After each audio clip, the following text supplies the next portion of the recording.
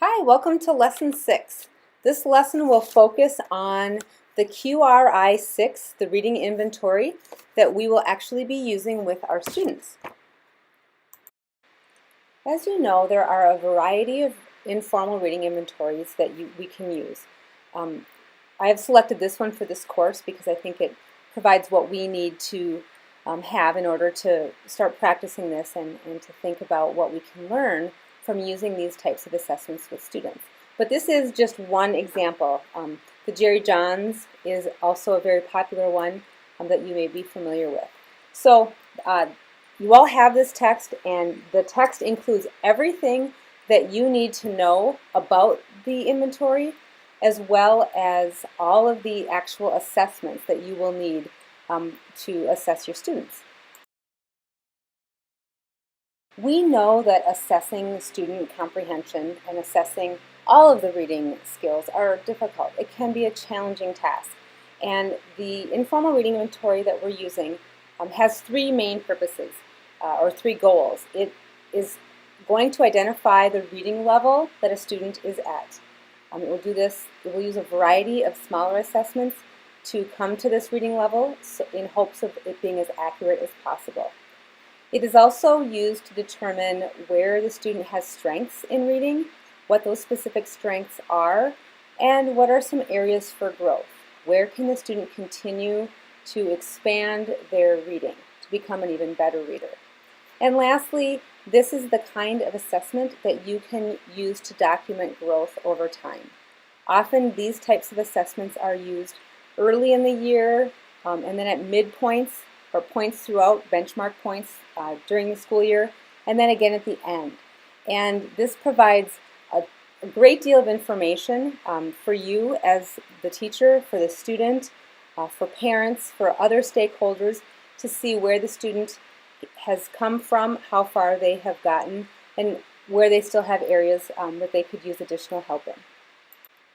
As I said, the textbook is a text that provides a great deal of information, but it also provides all of the actual assessments that you need to administer the assessments.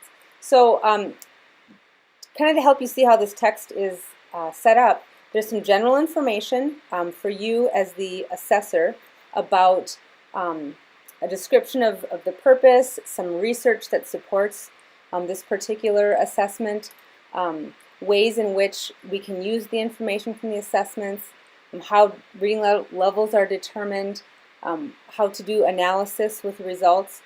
All of that is in this text. The specifics of all of the assessments are right in there for you to read through as you go. There are also practice it's not even the DVD anymore. It's that code that came with your text. But that gives you some students to do some practicing with, and so that's something that's helpful, especially if this is something that's new to you.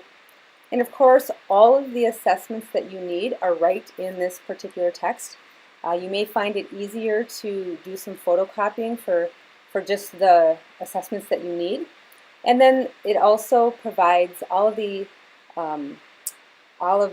information you need to analyze the results, all of the templates, scoring sheets, all of that information is right in the text. So every single thing you need is right here in this textbook.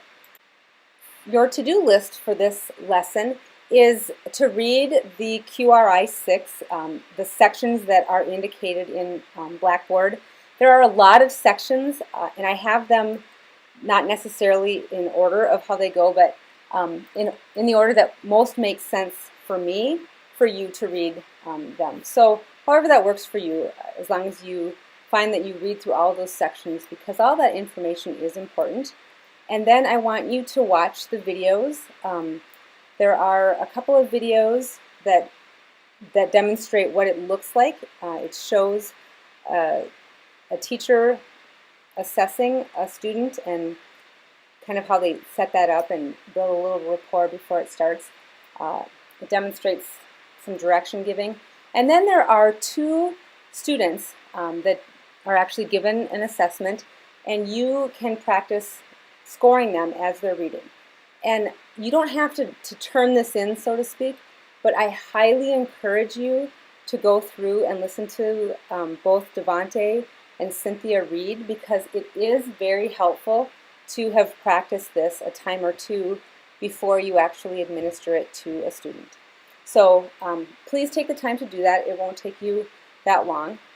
And that's it for Lesson 6. Lesson 7 will focus on you administering the assessment to your field experience student. So that is coming in Lesson 7 and in the next video. So you'll have to wait for that. Thanks. We'll see you soon.